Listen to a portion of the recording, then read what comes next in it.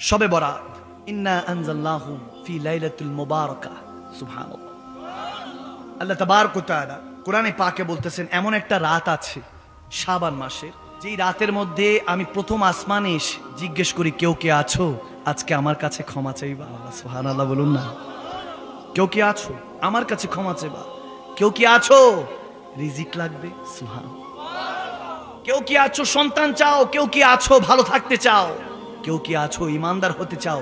কেউ কি আছো স্বপ্ন যোগে নবীকে দেখতে চাও? আরো জোরে। আমার নবী এই রাত সম্পর্কে, এই মাসটা সম্পর্কে, এই দিনটা সম্পর্কে নিসফু শাবান বলেছেন, শাবান আমার নবীর মাস। সুবহানাল্লাহ। নিসফু শাবান বলেছেন আমার মাস। ভাগ্য নির্ধারণের রাতকে বলা হয় আগামী 1 বছর পর্যন্ত আপনার লিস্টিভুক্ত হবে। ফেরেশতাদেরকে ডাক দিয়ে আল্লাহ বলবেন যে কে আছো? ফেরেশতারা আসো, অমুক বান্দার হিসাব করো, তার বিয়ে হবে, জন্ম হবে, মৃত্যু হবে, কি কি হবে, রিজিক বাড়বে না কমবে, তার ব্যবসার মধ্যে লোকসান হবে না লাভ হবে, তার চাকরি যাবে না উন্নতি হবে, সে বিদেশে যেতে পারবে কি পারবে না, সে ভালো থাকতে পারবে কি পারবে না, তার মা বাবা কি বাঁচবে না বাঁচবে না, তার স্ত্রীর সাথে তার সম্পর্ক থাকবে কি থাকবে না, সন্তান আসবে কি আসবে না, এই সমস্ত কিছু রিজিক থেকে জন্ম থেকে মৃত্যু পর্যন্ত ওই বান্দার 1 বছরের হিসাব নিকাশ ফেরেশতাদের মাধ্যমে এই 14ই শাবান শবে বারাতে নির্ধারণ করা হয়। সুবহানাল্লাহ। তাহলে রাতটা কি দামি না কম দামি? এটা নিয়ে কনফিউশন আছে আমাদের বাংলাদেশে, এটা নিয়ে বিভিন্ন মতানৈক্য আছে। দেখেন মতানৈক্যের মধ্যে 3 কোয়ালিটির আছে।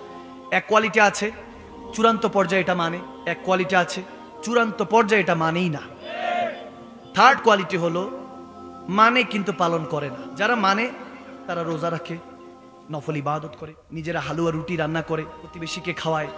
আমার নবীরই তো সুন্নাত, হালুয়া রুটি খাওয়ায়, সারা রাত ইবাদত করে, আল্লাহর কাছে মাপ চায়। এখন অনেকে আমার কাছে জিজ্ঞেস করেছেন, হুজুর ইবাদতের সিস্টেমটা কি? আমি বলে দিচ্ছি, কি কষ্ট হচ্ছে বাবা? ইবাদতের সিস্টেম হলো প্রতি 2 রাকাত করে নামাজ নিয়ত করতে হবে, নফল নামাজে শবে বরাতের 2 রাকাতের মধ্যে প্রথমেই সূরা ফাতিহা 3 বার ইখলাস শরীফ পড়বেন। সুবহানাল্লাহ। আবার দ্বিতীয় রাকাতে সূরা ফাতিহা 3 বার ইখলাস শরীফ পড়বেন। সুবহানাল্লাহ। এভাবে প্রতি রাকাত পড়তে হবে। পারবো তো ইনশাআল্লাহ।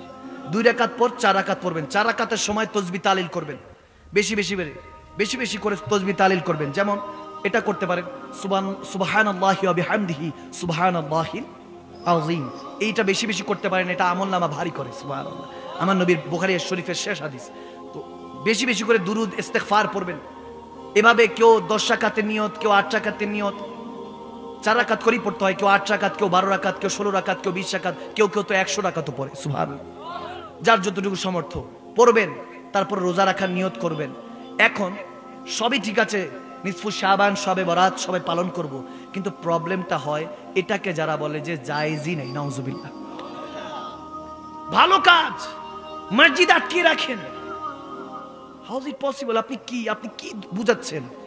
আপনি যদি শবে বরাতের দিন মসজিদ তালা দিয়ে রাখেন যে এই দিন বেদাতি দিন, নাউজুবিল্লাহ, কি করছে বান্দা? ইবাদত করছে, নফল নামাজ পড়ছে, রোজা রাখছে, বান্দা নিজে পাকিয়ে অন্যকে খাওয়াচ্ছে, যেটা উল্টাপাল্টা কাজ, সেটা আমরা সবসময় বিরোধিতা করি। কিন্তু শবে বরাতে যারা ইবাদত বান্দি করবে তাদের জন্য যদি মসজিদ বন্ধ করে দেন, তাহলে তো আপনার মতো বখিল কৃপণ, আপনার মতো কমিন আর দুনিয়ার মধ্যে কেউ নেই। ভালো কাজের আপনি আদেশ করবেন, খারাপ কাজের নিষেধ।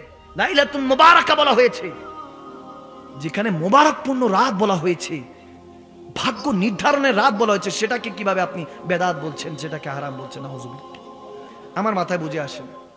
এখন আকীদাগত পার্থক্য থাকতেই পারে, ঈমানগত বিষয়গুলি নিয়ে পার্থক্য থাকতে পারে। এখন যার ভালো লাগে বাবা করবেন, যার ভালো লাগে না তাদের করবেন না। আমি বলি সবার কিসমতে ইবাদত থাকে না, সবার কিসমতে ঈমানও থাকে না। আরে 5 ওয়াক্ত নামাজ তো সবাই পড়ে, তাহাজ্জুদ পড়ার কিসমত কি সবার থাকে? বুঝার বিষয়। কষ্ট হয়েছে। আল্লাহ আমাদেরকে শবে বরাতটা সুন্দরভাবে পালন করে, ইবাদত বান্দিগির মাধ্যমে পালন করে, আল্লাহ আমাদেরকে শবে বরাতের মধ্যে এই ভাগ্য রজনীর নির্ধারণের দিনের মধ্যে বেশি করে ইবাদত করে আল্লাহ রাসূলের কুরবাত নৈকট্য হাসিল করার তৌফিক দান করুক। আর উচ্চ আওয়াজ বলুন আল্লাহুম্মা আমিন।